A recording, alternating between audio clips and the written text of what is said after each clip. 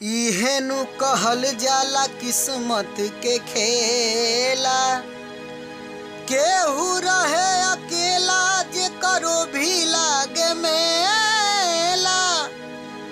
घीव के आस में तीस तेल में मिली त अरे जियरा में सोची तो केतना टिसेला।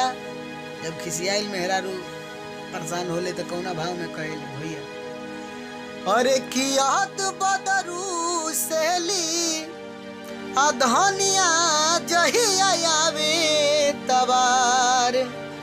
कियात बदरू सेली अधनिया जहिया आवे तबार। हमर छुट्टी लिहाल हो हमर छुट्टी लिहाल माटी में मिला बस हो।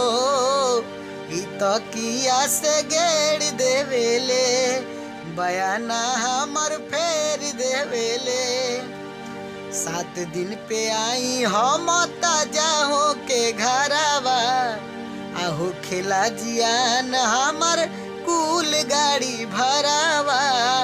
कि सुखल लबाटी हम अरे जाइला भोर होखते बिहान।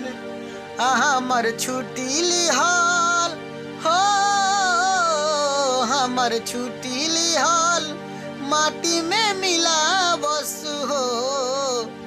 तकिया से गेड़ी देवेले बयाना हमर फेर